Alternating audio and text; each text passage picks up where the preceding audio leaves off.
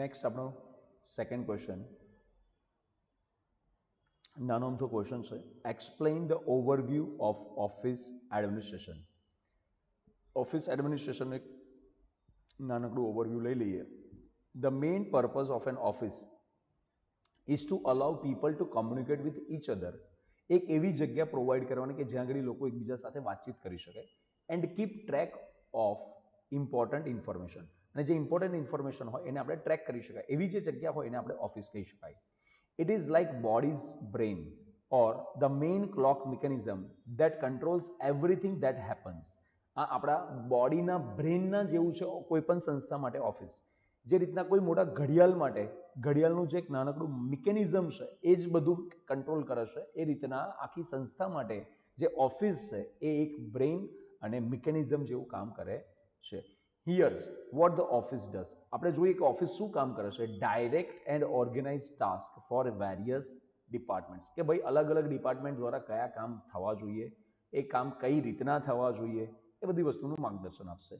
Develop and enforce business rules. Business રૂલ્સને બનાવવાના અને એને લાગુ પાડવાના. Keep all important business documents safe. બધા બિઝનેસના ઇમ્પોર્ટન્ટ ડોક્યુમેન્ટ્સને સેફ રાખવાનું કામ. Managing all the correspondence that is all letters and emails receive. જેટલા પણ ઇમેલ્સ અને લેટર્સ રિસીવ થાય છે એને મેનેજ કરવાનું કામ પણ એમના દ્વારા કરવામાં આવશે. Manage the finances and important document. જે પણ ઇમ્પોર્ટન્ટ ફાઇનાન્સીસ અને ડોક્યુમેન્ટ્સ છે એને પણ મેનેજ કરવાનું કામ. બેઝિકલી આ બધા જ કામો ઓફિસમાં થતા હોય છે.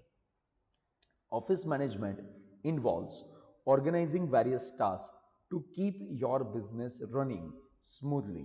This includes managing communications, record keeping, scheduling, office maintenance, employee care and more. જો ઓફિસ મેનેજમેન્ટની અંદર આપણે ઘણા બધા એવા કામકાજ કરતા હોઈએ છીએ કે જેનાથી આપણે બિઝનેસને સ્મૂધલી ચલાવી શકીએ.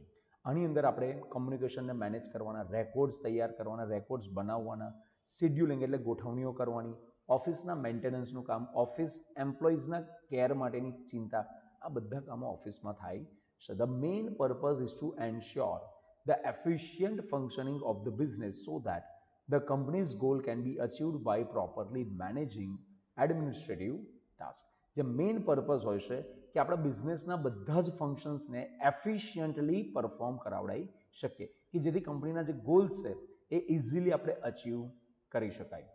જો આ શું લખ્યું છે, achieve by properly managing administrative task. આપણે જેટલા પણ વહીવટીય કામો છે આ બધા વહીવટીય કામો પ્રોપરલી મેનેજ કરીને, અપ્લાય કરીને, કામે લગાડીને આપણે બિઝનેસના જે ગોલ્સ છે તે અચીવ કરી શકીએ છીએ. પણ આના માટે આપણે એફિશિયન્ટલી ઓફિસ મેનેજમેન્ટ થતું હોવું જોઈએ. આગળ નેક્સ્ટ આપણો ક્વેશ્ચન આપ્યો છે હવે, discuss in detail office functions. હવે ઉપરનો જે ક્વેશ્ચન હતો ને એને થોડું વધારે એલાબરેટ કરીએ કે ભાઈ ઓફિસમાં કયા કયા કામો થાય છે, થોડા ડિટેલમાં હવે એને સમજીશું.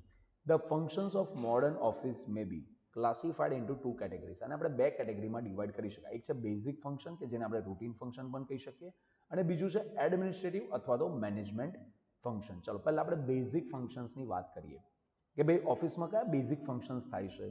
તો according to Terry, the acts of collecting, processing, storing and distributing information comprise the basic function of the office.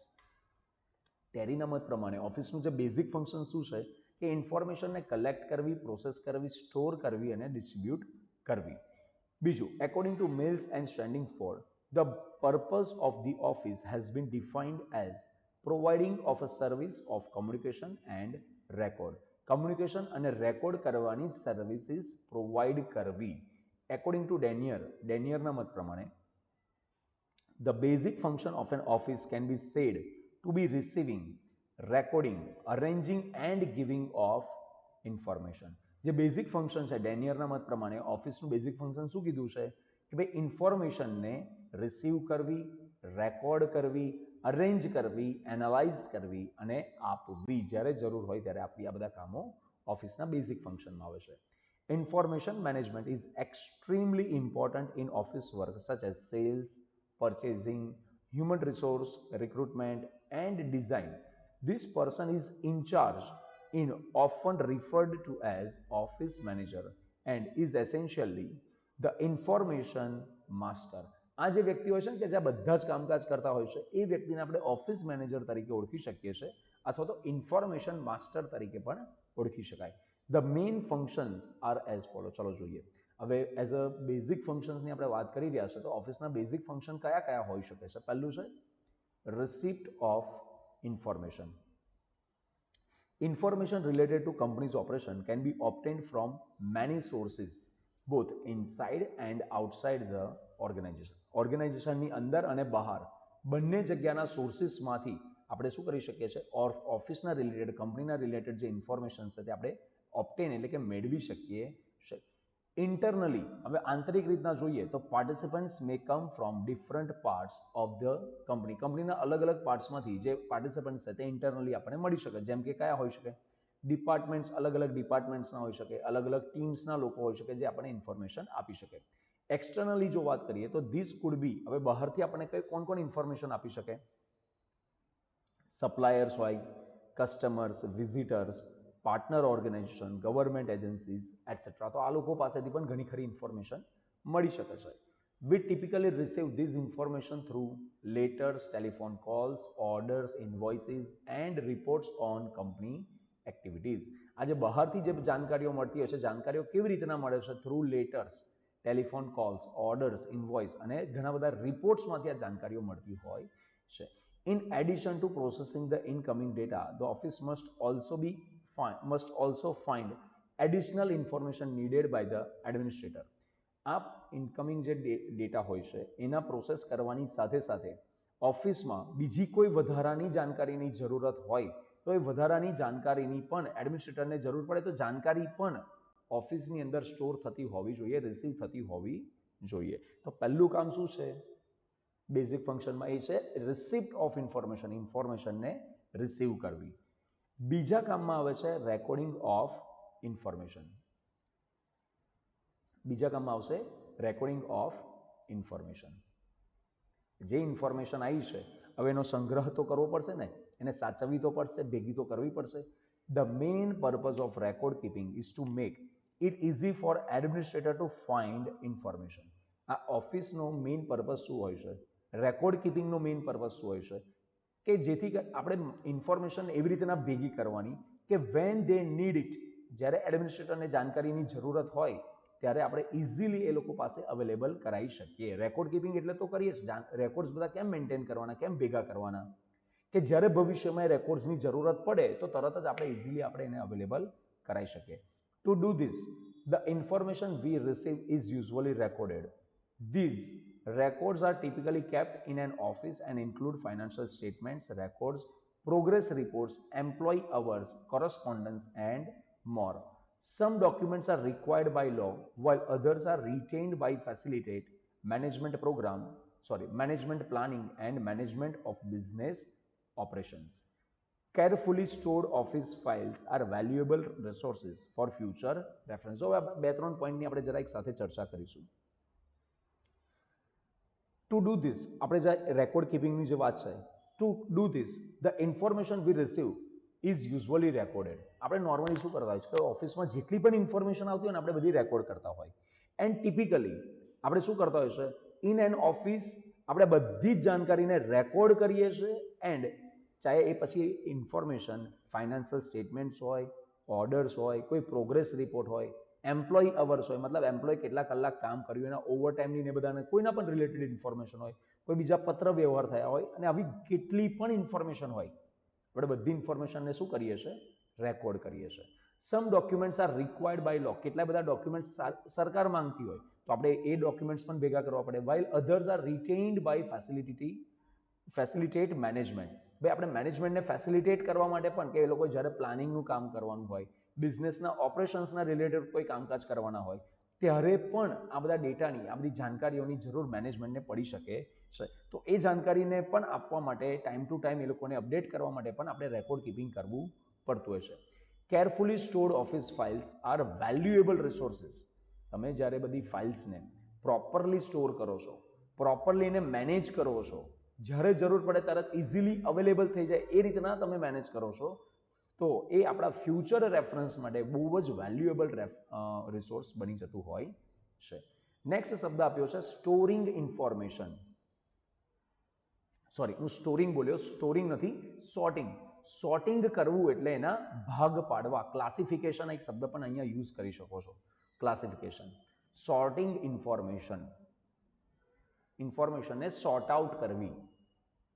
આપણી પાસે ઘણી બધી જાત જાતની ઇન્ફોર્મેશન આવતી હોય, પણ કઈ ઇન્ફોર્મેશન કોના રિલેટેડ છે, ચાલો એને એક સાઈડ પર. આ બીજી ઇન્ફોર્મેશન કોના રિલેટેડ છે, બીજા ટોપિક, ચાલો એને એક સાઈડ પર. તો એને સોર્ટ આઉટ કરવું એવું કહેવાય છે.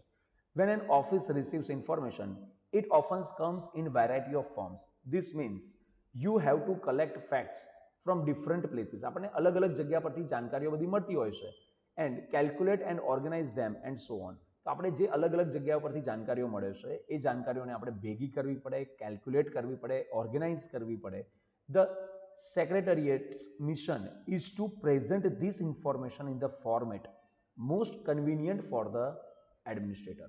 જે સેક્રેટરીઝ જે હોય છે એ સેક્રેટરીએટનું મેઇન કામ જ શું હોય છે કે ઇન્ફોર્મેશનને એ રીતના એવા ફોર્મેટમાં ગોઠવવી, સ્ટોર કરવી, ભેગી કરવી કે જેનાથી આપણે એડમિનિસ્ટ્રેટરને જ્યારે ઇન્ફોર્મેશનની જે રીતની જરૂરત હોય, જે પ્રમાણે એને જરૂરત પડે એ પ્રમાણે આપણે એને અવેલેબલ કરાવી શકાય.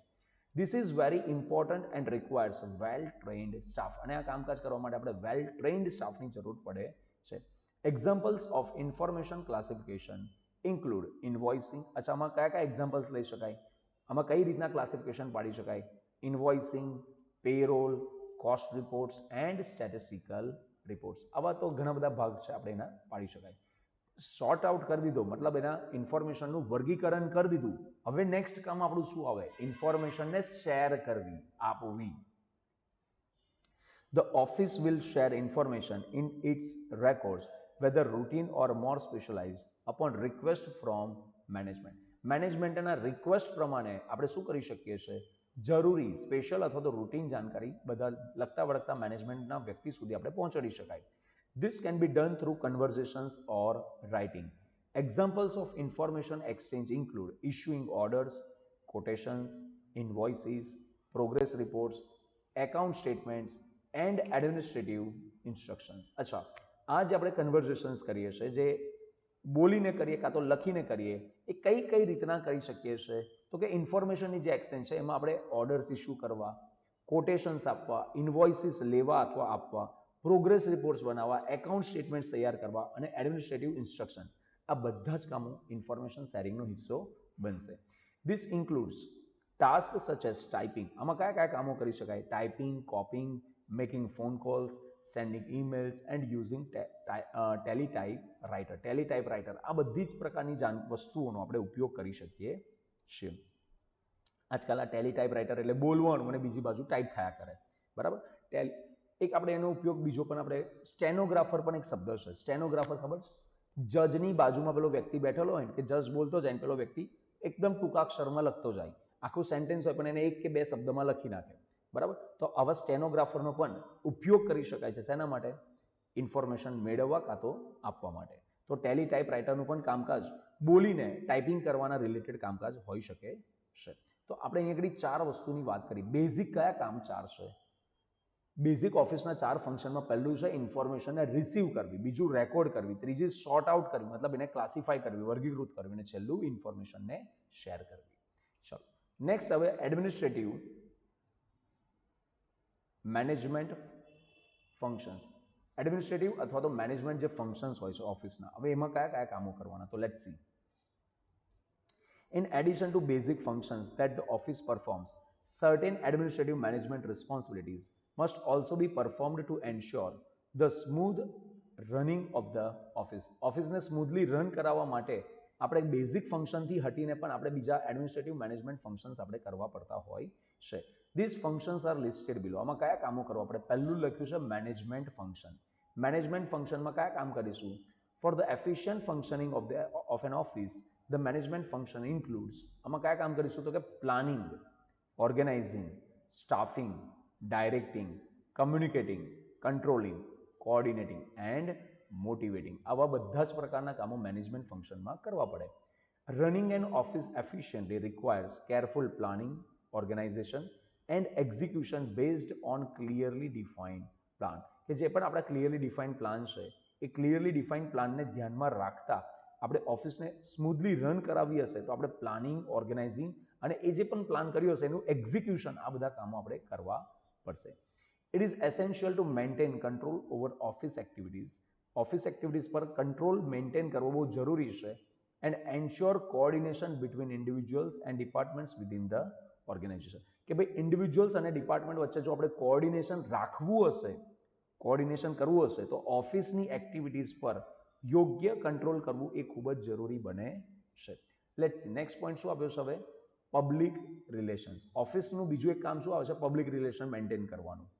In addition to establishing good relationship within the organization, the office also plays an important role in maintaining good relationship with external stakeholders. કંપનીની અંદરના લોકો સાથે તો સારા સંબંધ મેન્ટેન કરીશું જ, પ્લસ કંપનીની બહારના જે એક્સટર્નલ સ્ટેક હોલ્ડર્સ છે એમની સાથે પણ સારા રિલેશનશિપ મેન્ટેન કરવાનું કામ ઓફિસનું જ આવે છે. ધીસ ઇન્ક્લુડ્સ, હવે આમાં કયા કામ કરીશું?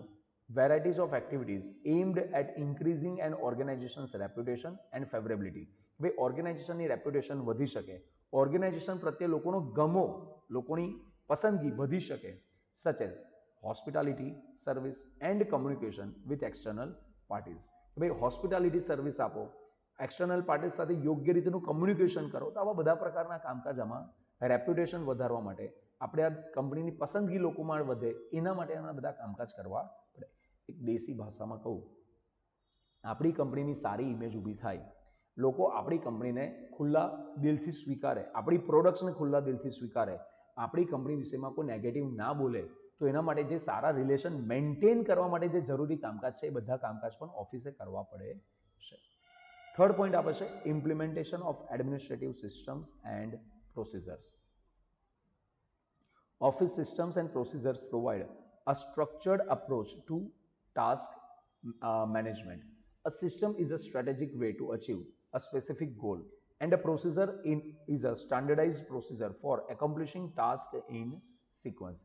જે ઓફિસ સિસ્ટમ્સ અને જે પ્રોસિજર્સ છે આપણને એક સ્ટ્રક્ચર્ડ અપ્રોચ પ્રોવાઈડ કરે છે કે આપણે કોઈ પણ ટાસ્ક મેનેજમેન્ટ કરવાનું. બેઝિકલી એવું સમજો કે આપણે કોઈ પણ ટાસ્ક પરફોર્મ કરવાનું હોય તો કઈ રીતના કરવાનું, કઈ પદ્ધતિથી કરવાનું, કઈ પ્રોસિજર ફોલો કરીને કરવાનું, આ આપણને માર્ગદર્શન મળશે.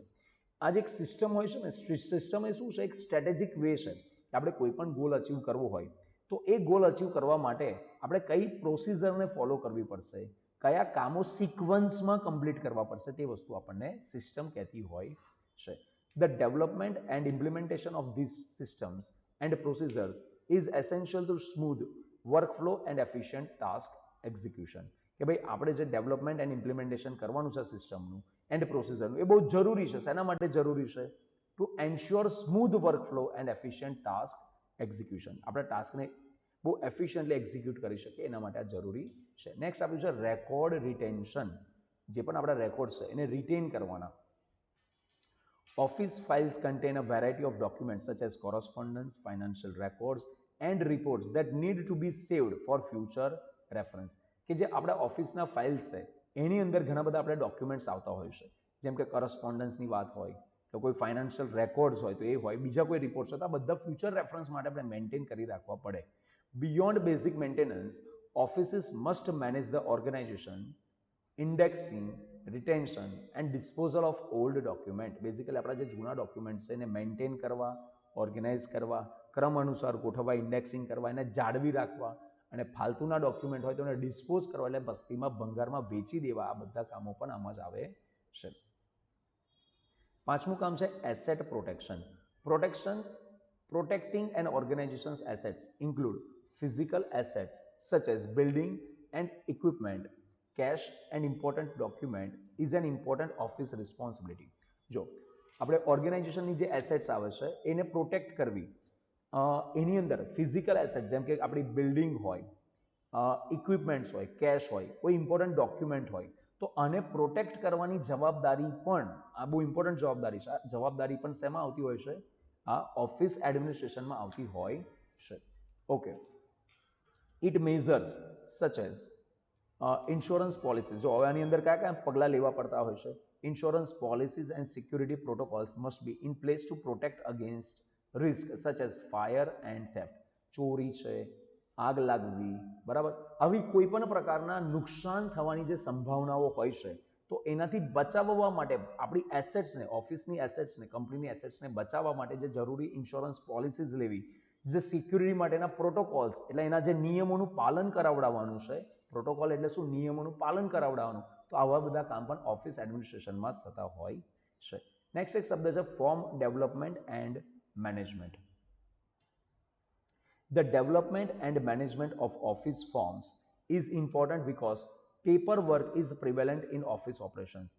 કે ભાઈ પેપર વર્ક જે છે એ કોઈ પણ ઓફિસ ઓપરેશનમાં એ નોર્મલી ચાલતા જ હોય છે. તો એ દરેક કામકાજ કરવા માટે આપણે અલગ અલગ પ્રકારના ફોર્મ્સ તૈયાર કરવા પડે, એટલે ફોર્મ્સને ડેવલપ કરવાના અને ફોર્મ્સને મેનેજ કરવાનું કામ પણ ઓફિસ મેનેજમેન્ટમાં આવતું હોય છે.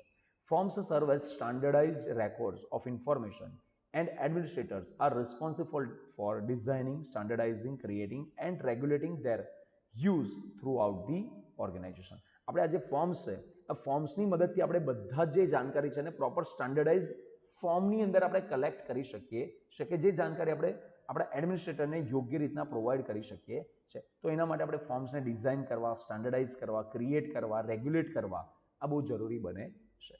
Next, management of office supplies and consumables.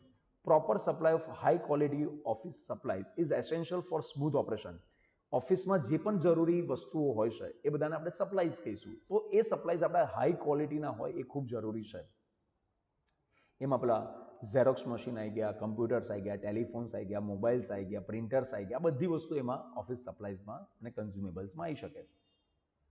Offices must purchase and maintain office supplies appropriately. આપણા જે ઓફિસ સપ્લાઈઝ છે ને એને એપ્રોપ્રિએટલી પરચેઝ અને મેન્ટેન કરવા જોઈએ.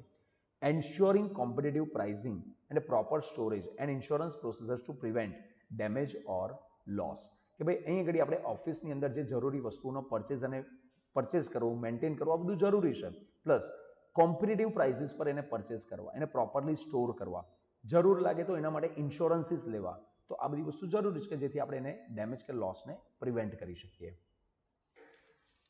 આઠમું કામ હવે selection and purchase of office equipment. The efficient operation of an office depends on the availability of appropriate equipment such as furniture, communication equipment, computers and appliances. કે ભાઈ આપણા એફિશિયન્ટ ઓપરેશન્સ માટે, ઓફિસના એફિશિયન્ટ ઓપરેશન માટે બહુ જરૂરી છે કે આપણે યોગ્ય, એપ્રોપ્રિએટ એટલે યોગ્ય ઇક્વિપમેન્ટ જેવા કે ફર્નિચર, કોમ્યુનિકેશન ઇક્વિપમેન્ટ, કમ્પ્યુટર અને બીજા જે પણ એપ્લાયન્સીસ છે એ આપણે પૂરતા પ્રમાણમાં અને સારી ક્વોલિટીના અવેલેબલ કરાવડાવીએ. Office managers must select the appropriate equipments based on the needs of the office and maintain it in good working order. કે આપણા જે પણ આ બધી વસ્તુઓ હોય છે એને સારી રીતના, એને જરૂરત પ્રમાણે એને સિલેક્ટ કરવાના, મેન્ટેન કરવાના અને ચાલુ પરિસ્થિતિમાં એને રાખવા. એવું નહીં કે બંધ થઈ જાય તો એને છોડી દેવાનું, એવું નહીં, એને ચાલુ સ્થિતિમાં રાખવા. Selection criteria include effectiveness, suitability and cost effectiveness. કયા ઇક્વિપમેન્ટ સિલેક્ટ કરવા એ કોના પર ડિપેન્ડ કરે? એ ઇક્વિપમેન્ટની ઇફેક્ટિવનેસ, સ્યુટેબિલિટી, આપણા માટે કેટલું યોગ્ય છે અને કોસ્ટ એફિશિયન્ટ છે કે નહીં, આ વસ્તુ પર ડિપેન્ડ કરશે. This considers factors such as full utilization, ease of operation and maintenance, adaptability and cost benefit analysis, all within the organization's financial capabilities. કે ભાઈ આ બધી વસ્તુની અંદર આપણે કઈ વાતોને કાળજી રાખવાની છે કે આપણા ઇક્વિપમેન્ટને ફૂલ યુટિલાઇઝ કરી શકતા હોવા જોઈએ, ઇઝી ટુ ઓપરેટ હોવા જોઈએ, એને મેન્ટેન કરવા, એડપ્ટ કરવા, કોસ્ટ બેનિફિટ એનાલિસિસ કે ભાઈ આપણે ખર્ચો કરીએ છીએ એમાંથી આપણે બેનિફિટ કેટલો મળશે, આ બધી વસ્તુઓને આપણે ધ્યાનમાં લેવી પડે. All within the organisations financial capabilities. અને આ બધી વસ્તુ સારી ક્વોલિટીના ઇક્વિપમેન્ટ લઈ આવો પણ એના માટે ફાઇનાન્શિયલ પોઝિશન પણ આપણે આપણી સંસ્થાની જોવી જોઈએ. નેક્સ્ટ એક શબ્દ આપ્યો છે human resource management. The success of an office depends largely on the skill of its employees. કે એમ્પ્લોઈઝની જે સ્કિલ્સ છે એના ઉપર કોઈ પણ બિઝનેસની જે સફળતા છે ટકેલી હોય છે. Recruitment and training should follow established principle and task should be assigned based on careful evaluation. કે જે પણ આપણે રિક્રુટમેન્ટ કરીએ છીએ, ટ્રેનિંગ આપીએ છીએ, it should follow established principal કે જે ઓલરેડી સિદ્ધાંતો ચાલી રહ્યા છે, નિયમો ચાલી રહ્યા છે, તો એ નિયમોના આધારે જ રિક્રુટમેન્ટ અને સિલેક્શન થતું હોવું જોઈએ, ટ્રેનિંગ મળતી હોવી જોઈએ. And task should be assigned. આપણે કયા એમ્પ્લોયને કયું કામ સોંપીએ છીએ શેના પર બેઝ પર ડિસાઇડ થતું હોવું જોઈએ, એને કેરફુલ ઇવેલ્યુએશન કરો, કયો વ્યક્તિ કયું કામ કરવા માટે સક્ષમ છે, એના બેઝિસ પર એને કામ અસાઇન થવું જોઈએ. Human resource department typically oversee personnel મેટર્સને ધ્યાનમાં લેતા હોય છે, while office managers ensure that there are competent and well trained employees who can complete task efficiently.